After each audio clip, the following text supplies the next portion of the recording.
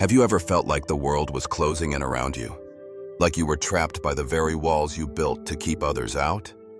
What would you do if someone you never expected, walked into your life, threatening everything you thought you knew about safety and survival? What if they were just as broken as you, yet in their eyes, you could see something you had forgotten? What happens when the past catches up with you, forcing you to confront the very things you've spent years running from? Are you curious? Because the story I'm about to tell you isn't just about survival, it's about facing the things we fear most, the hidden parts of ourselves that we bury deep. So come along and let's uncover the mystery together, step by step. What's about to happen will change everything you thought you knew. I spent 12 years making sure no soul would find this place. This cabin was my sanctuary. I built it brick by brick, stone by stone, buried deep in these unforgiving mountains. No one knew where I was. I didn't want anyone to know. I had my reasons. The world had forgotten me, and I preferred it that way. The past had hurt me enough that I'd made sure to leave it behind, alone in the dust, far from anyone who might stir those ghosts up again. But then, one morning, just as the mist still clung to the mountain peaks, I heard it, a faint knocking.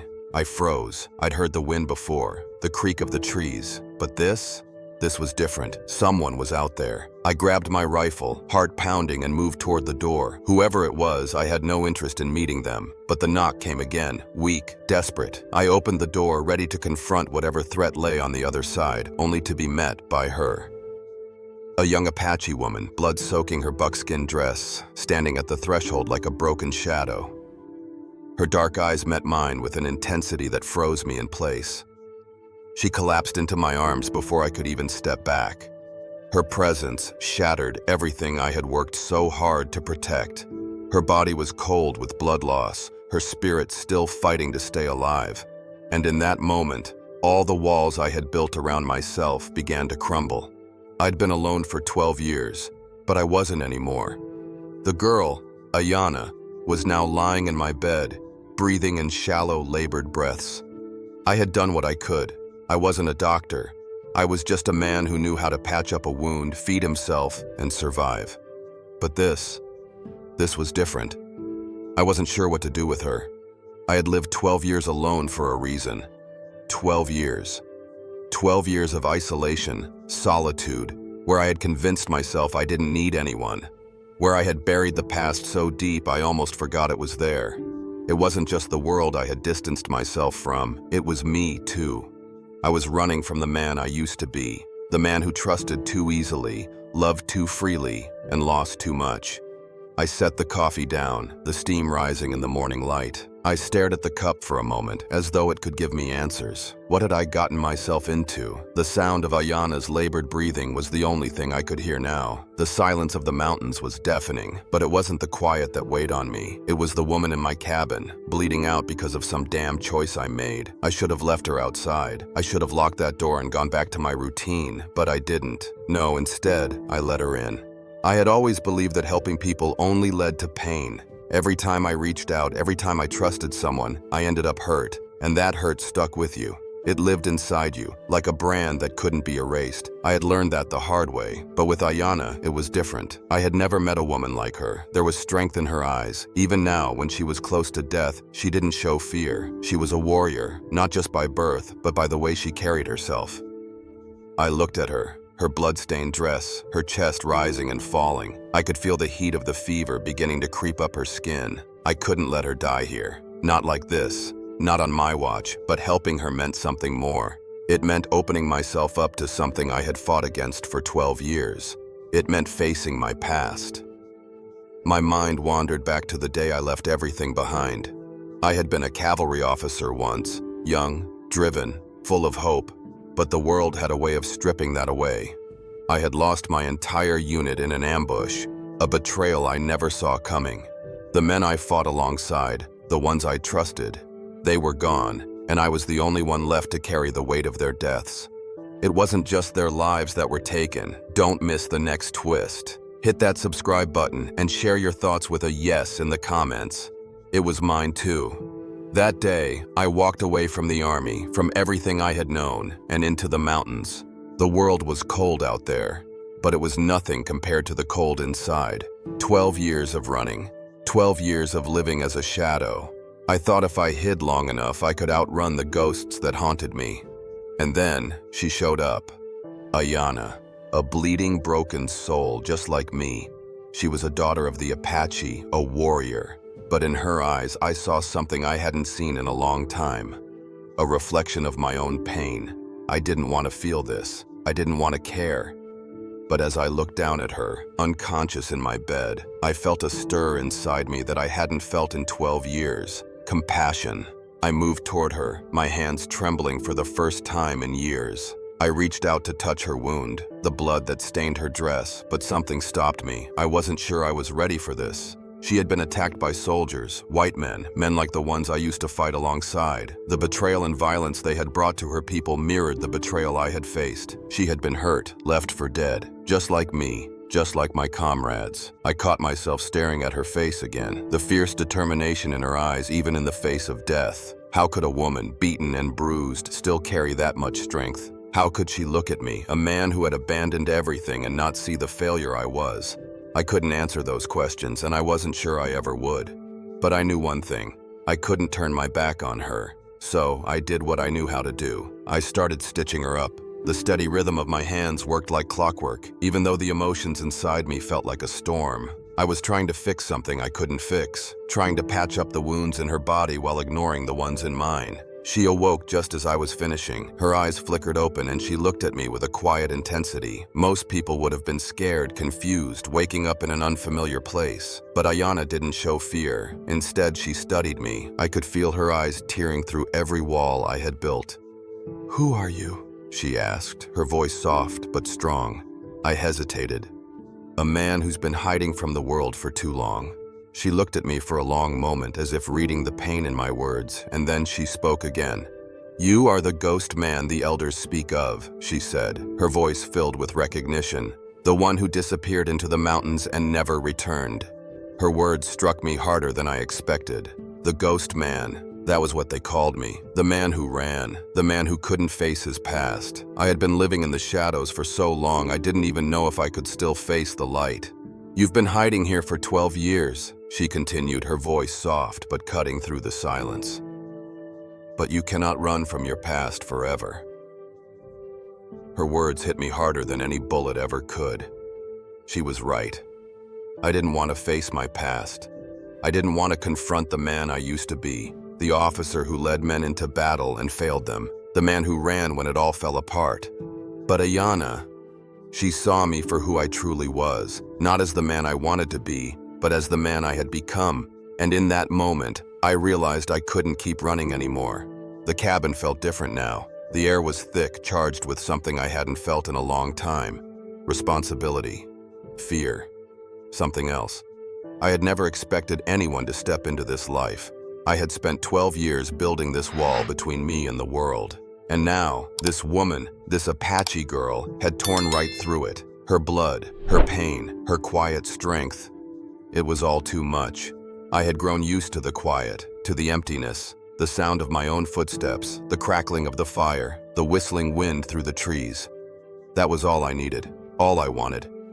But now, Ayanna was here, lying on my bed, and everything had shifted. I could feel the weight of her presence, even as she slept, as though she was a storm waiting to happen. Her face haunted me. Even in her unconscious state, there was something fierce about her, something that refused to let the world break her. And I couldn't help but think about her eyes, the way they looked at me when she woke up. There was no fear in them, only curiosity. But there was also something else. Something that made me wonder if maybe, just maybe, I wasn't the only one running from the past. The stories of Apache warriors I'd heard in saloons flashed through my mind. Stories of ferocity, of men who would slit a throat without a second thought, of women who fought just as hard as the men. Ayanna was nothing like those stories. I couldn't stop thinking about that moment when she first collapsed into my arms. The way her body felt against mine, so fragile, yet there was a fire in her, something that called to me in a way I hadn't expected. I had never been the kind of man who believed in fate, but something about this felt like a reckoning. I sat at the table, watching the fire flicker in front of me, the silence in the cabin overwhelming. The only sound now was Ayana's slow, steady breathing. My hand still rested on the edge of my rifle, but it felt out of place. The weapon was a reminder of the man I had once been. The man who had been a soldier, who had fought and killed to protect others. Now, I wasn't sure I could protect anyone, let alone someone like her. I had spent years convincing myself that I was better off alone, that keeping people at arm's length was the only way to survive. But now she was here, and I wasn't sure if I was ready for this, for her. I took a long drag from my pipe, the smoke curling up into the dim light of the cabin. What was I supposed to do now? I knew the risks. I knew what helping her could mean. The soldiers, the bounty hunters, they would be coming. They'd search every corner of these mountains. And if they found out I was hiding an Apache woman, my life would be forfeit. I had already buried that part of myself, the part that cared about anything. I didn't want to go back to the world I had left behind, didn't want to face the consequences of my decisions. I stood up and paced the cabin. What kind of man was I, really? A man who had spent years running from everything, too afraid to face the things he had done, the things he had lost. And now Ayana, she had brought the past to my doorstep. Her presence was a reminder of everything I had tried to forget, but at the same time, she was something else, something that stirred the parts of me I thought had died in that war. My mind wandered back to that day, the day I walked away from everything. I was young then, a cavalry officer full of pride and ambition, but pride had its price. The death of my comrades, the betrayal, nothing had been the same after that. I had left the army, left it all behind, convinced that I was better off alone. But now, with her lying in my bed, I realized just how wrong I had been. I wasn't better off alone. She shifted in her sleep, a soft groan escaping her lips. I stopped in my tracks, watching her. My heart skipped a beat. She was wounded, yes, but there was something more to her. Something that made me feel like she wasn't just a woman in need of help. She was a part of something much bigger than me, something that I wasn't sure I was ready to face. I walked over to her, my boots creaking on the floorboards. I kneeled down beside her bed and checked her bandages. They were holding, but she was still weak. The fever had set in, and I knew I had to act fast. But as I looked at her, something inside me wavered. Could I really keep her here? Could I protect her and risk everything I had worked so hard to build? Her eyes flickered open, dark and piercing. She caught my gaze, and for a moment, there was nothing but silence between us. Her voice, when it came, was soft, but it carried a weight.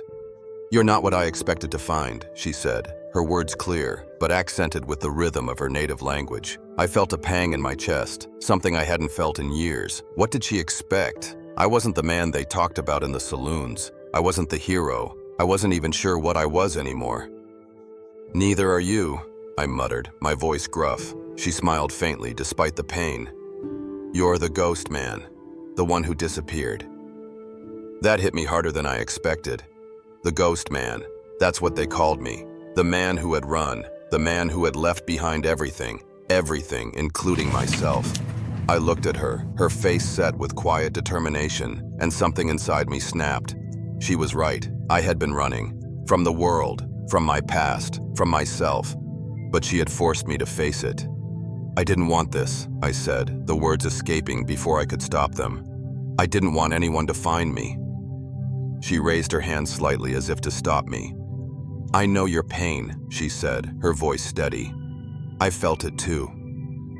It was then that I understood. She wasn't just some Apache girl. She was like me, a soul broken by loss, left to wander in the wilderness looking for something to hold on to.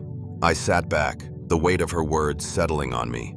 She wasn't just a victim. She wasn't just some girl who had stumbled into my life by accident. She was a part of this, a part of my story now. I had a choice: to run again, or to face what was coming. The morning after she'd collapsed into my arms, Ayana was awake. Her dark eyes, wide and filled with that same fierce energy I'd seen before, met mine. There was no fear in her gaze, just determination, something I had seen in a few men I respected and feared in equal measure. The kind of strength that made me uneasy, not because I feared it, but because it reminded me too much of what I had once been. She shifted on the bed, the pain in her body evident by the way she winced, but even that didn't break her resolve. I knew the look in her eyes. It was the same look I had seen when soldiers were on the brink of death. They didn't fear death. They feared dying without a fight. "Easy," I said, my voice rough, unused to speaking. I reached out a hand, steadying her, but she pulled away, not in anger, but in some form of defiance. No weakness. "I'm fine," she said in a voice that didn't waver. She sounded tired, drained, but there was an undeniable strength beneath it. "You don't need to treat me like a child." I couldn't help but smile at that. She was right. I had treated her like she couldn't stand on her own 2 feet, but she wasn't a child. She wasn't some fragile thing that needed to be coddled. "Didn't mean to offend," I muttered, standing up and turning toward the fire, my hands busying themselves with something, anything, to keep me from looking at her for too long. There was something about her that unsettled me, something in her gaze that reminded me of the man I used to be, the soldier who didn't flinch in the face of danger, the leader who fought for what was right. But that man was gone now. She watched me from the bed, her eyes never leaving me. I could feel the weight of her stare, the way she sized me up, her sharp gaze cutting through all the walls I had built. It was a look I had grown used to in my years of solitude, but this time it felt different. There was no judgment in her eyes, just understanding. Maybe that's what terrified me. "You don't have to help me," she said after a long silence, her voice softer now, almost as if she was considering something. "I can leave. I can go back." I turned to face her. The pain in her eyes, the exhaustion from running, from fighting, was enough to stop me dead in my tracks. She wasn't asking me for permission. She was making a choice. She could leave. She could walk away from this place, from me, and part of me wanted her to. The world outside wasn't kind to people like her. She had enough fight left in her to survive. But if she stayed here, in this cabin with me, she was asking for something I wasn't sure I could give. "What would you go back to?" I asked, my voice harsh, though I didn't mean it to be. I had seen her struggle already. What was she going back to? The same life that had brought her to this cabin, beaten, broken, abandoned by the world? Her lips pressed together in silence, and for a moment I thought she might lash out at me, but instead she spoke, her voice clear and unwavering. "I'm not running anymore," she said, sitting up slowly, her strength returning even as she winced from the pain. "I'm fighting for my people. I'm fighting for what's left of them." Her words hit me like a slap. Fighting for what's left of them. It was a sentiment I understood too well. She wasn't running from the world. She was standing her ground, even when everything was stacked against her. I stared at her, the pieces clicking together in my mind. She was stronger than me, stronger than any soldier I had ever known, because she was fighting for something bigger than herself, for her people, for her family. And I was running from the memories, from the pain, from the fear of facing what I had lost. "You don't need to fight alone," I said finally, the words coming out before I could stop them. They weren't what I had planned to say, but they felt right. "You don't need to carry this alone." She looked at me, a glimmer of surprise in her eyes. "What are you saying?" I took a deep breath, trying to steady myself. "I'm saying that I've been running for too long, and maybe it's time I stopped. Maybe it's time I fight again." She didn't say anything at first. Her gaze softened, and I saw a flicker of something in her eyes, something like gratitude. It wasn't just about survival for her. It was about purpose, and for the first time in years, I felt something stir inside me. Purpose. "I didn't think you cared," she said quietly, looking away. "I thought you were just like everyone else, hiding from the world, too afraid to fight." That stung, but it was the truth. I had been hiding, afraid to fight, afraid to feel again. But she had changed something in me. The moment she had stepped through that door, bleeding and desperate, everything had shifted. I couldn't turn my back on her, not now. "I'm not afraid anymore," I said, taking a step closer to her. My heart was pounding, but my feet moved forward anyway. "I'm not running anymore." She met my eyes, the fire in her gaze lighting something inside me. "Then what are we waiting for?" she asked, her voice full of resolve. In that moment, I realized something. I wasn't alone anymore. I had been running from my past, but it was time to face it.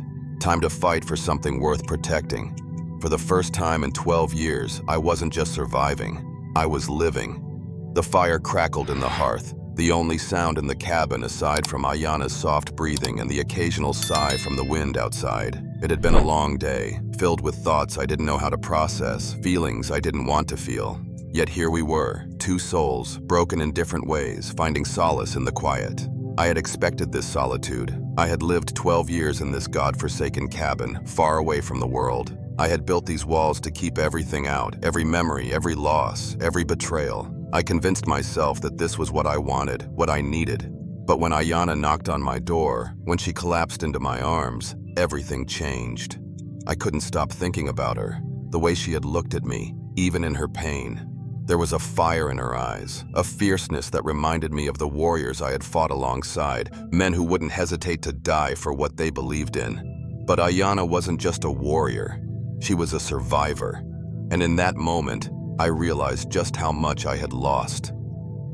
"You don't need to stay here," I said, breaking the silence, my voice rough from not speaking in so long.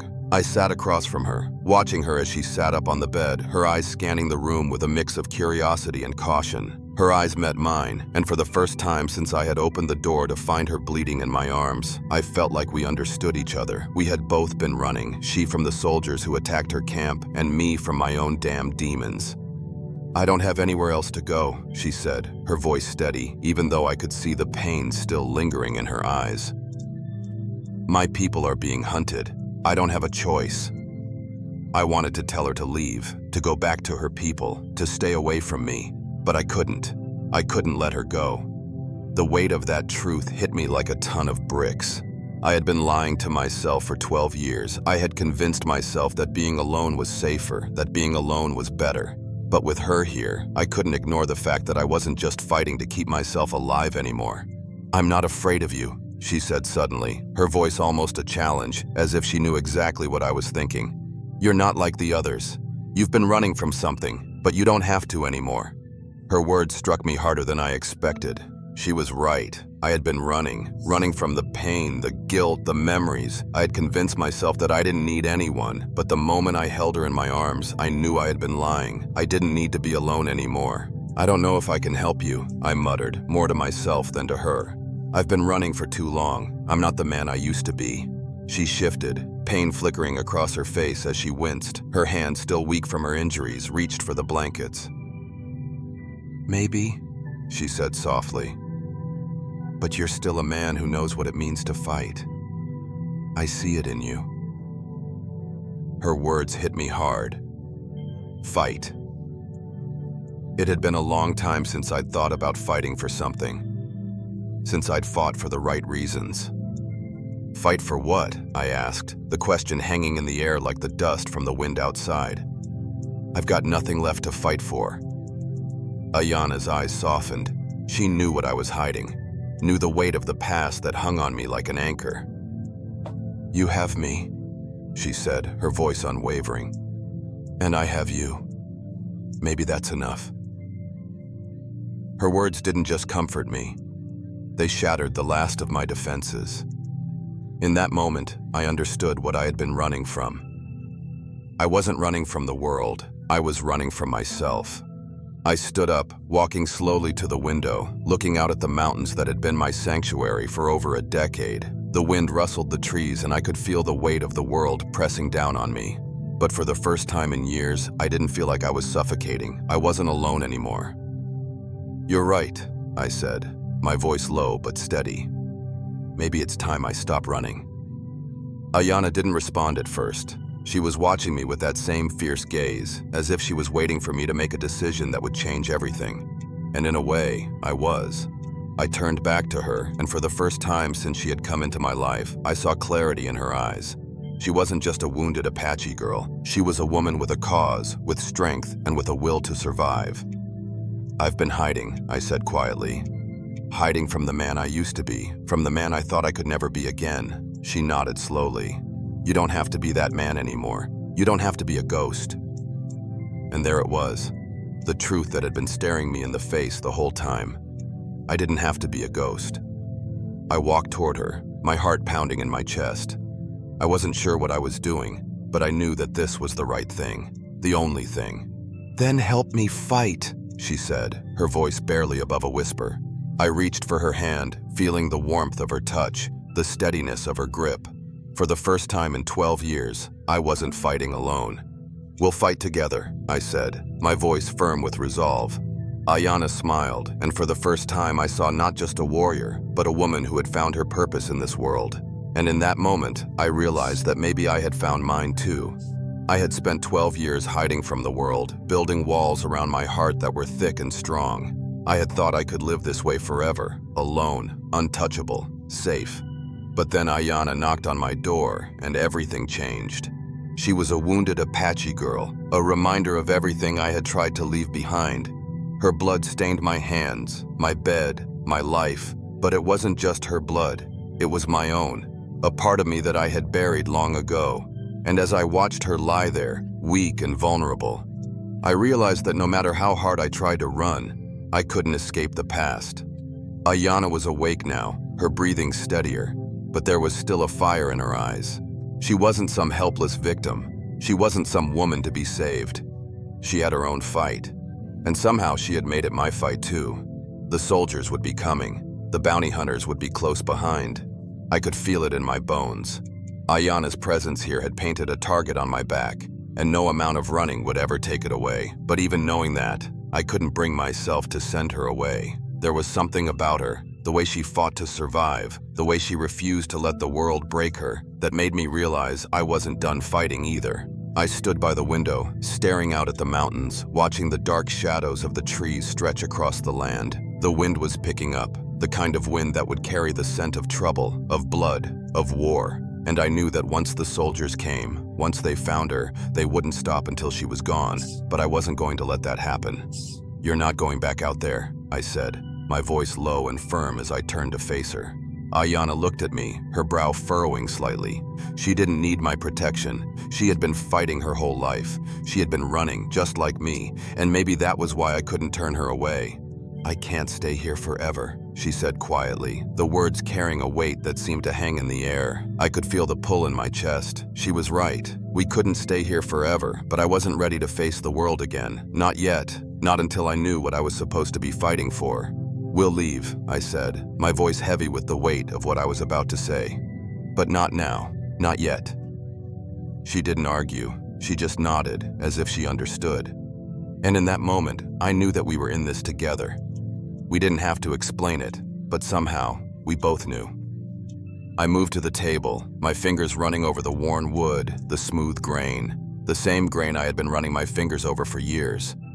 It had been a long time since I had touched anything but a rifle or a piece of gear, but this wood, it felt like a lifeline. It felt like home. "You've been through too much already," I said, my voice softer now. "You don't need to carry this burden alone." She looked up at me, and for the first time, there was something else in her eyes. Not just strength, but something softer, a kind of vulnerability that she didn't show anyone. "I'm not carrying it alone," she said, her voice steady. "Not anymore." I could see the truth in her eyes. She was right. We weren't alone anymore. We had each other. The silence stretched between us, but it wasn't uncomfortable. It was the kind of silence that comes after a decision has been made, after the weight of the world has been lifted, if only just a little. But we both knew that this wasn't the end. It wasn't even close. There were things coming, people coming, and we'd have to face them. The question I had been avoiding came crashing into my mind. What if I couldn't protect her? What if I couldn't protect either of us? I turned away from her, walking toward the door. The sunlight was fading, but the heat of the day still hung in the air. There was a tension that was building in the atmosphere, a storm that was about to break. And as much as I hated it, I knew I couldn't keep hiding in this cabin forever. "We leave at dawn," I said, my voice low but resolute. "We head into the mountains. We stay off the trails, away from the roads." Ayanna nodded, her eyes never leaving me. "What if they find us?" "They will," I said, "but we'll be ready. We'll fight. Together." I could see the fire in her eyes. It wasn't just survival in her eyes. It was revenge. She had been wronged. And if there was one thing I knew about Apache warriors, it was that they didn't just survive, they fought back. The days ahead would be hard, but I wasn't afraid. Not anymore. We would face whatever was coming together. We were both running from something, but now we were running towards something. We weren't just fighting to survive anymore. We were fighting for each other, for our lives. I had no idea what tomorrow would bring, but as I looked at Ayana, standing there with that same fierce determination in her eyes, I knew one thing for sure. I wasn't alone, and I wasn't running anymore. The mountains loomed ahead, their jagged peaks cutting through the sky like a silent warning. The sun was low, casting long shadows over the land as Ayana and I made our way through the narrow pass. My horse's hooves crunched on the rocky ground, the sound echoing through the canyon. I didn't know what we were heading toward, but I felt the weight of the moment in my bones. Ayana rode beside me, her gaze sharp and focused. She didn't speak much, but I could feel the tension in her body, the same tension I felt. We were both on edge, both waiting for something to happen. "Do you think they'll follow?" she asked, her voice steady despite the uncertainty in her words. "They will," I replied, my voice rough. "They always do. But we'll be ready."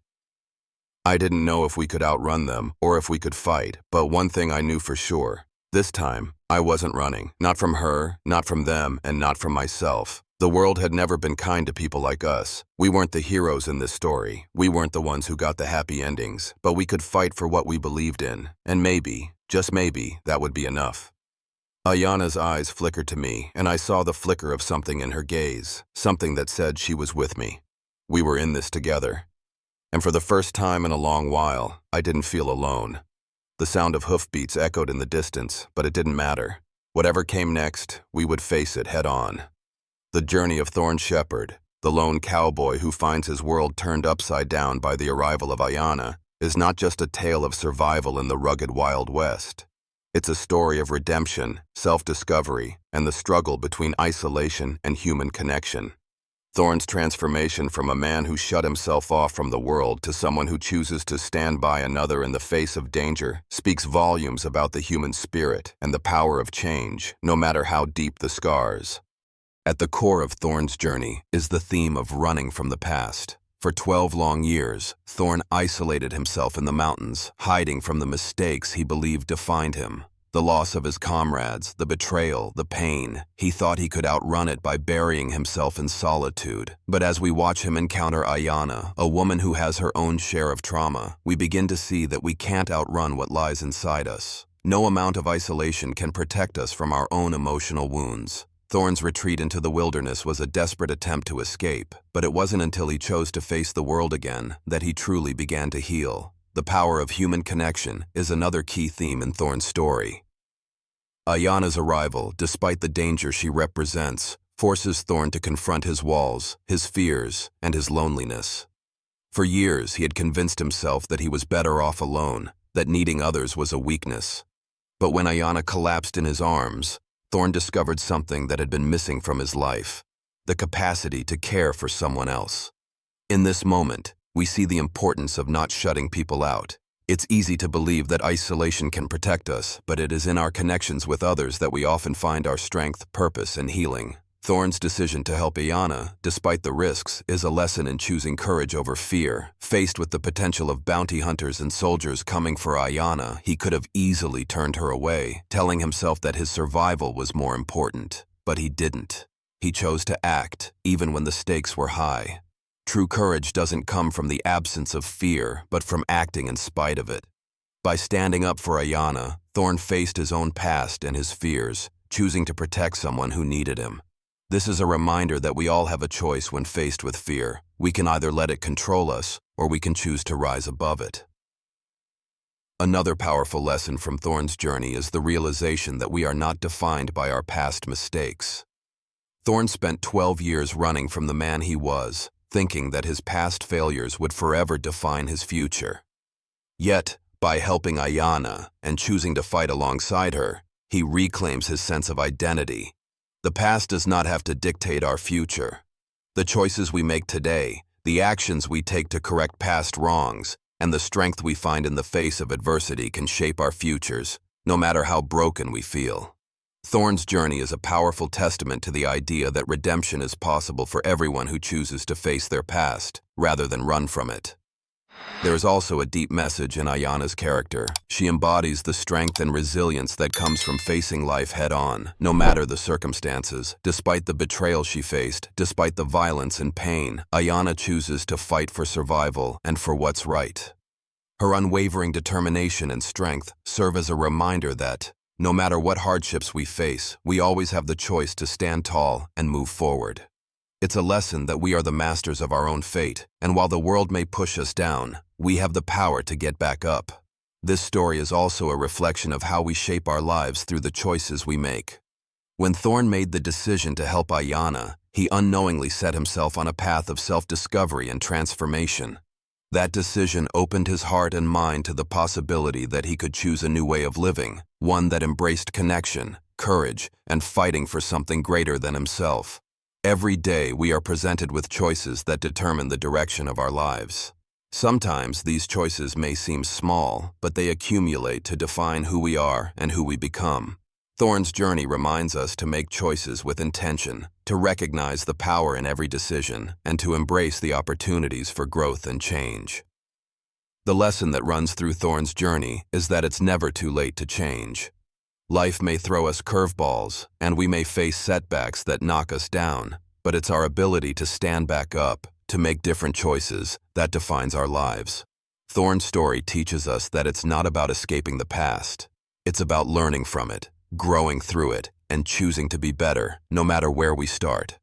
And while Thorn's story is one of struggle, it is also one of hope. Hope that even the loneliest, most broken souls can find connection, can find purpose, and can choose to fight for something better. It's about realizing that no matter how far we've fallen, we can always stand back up.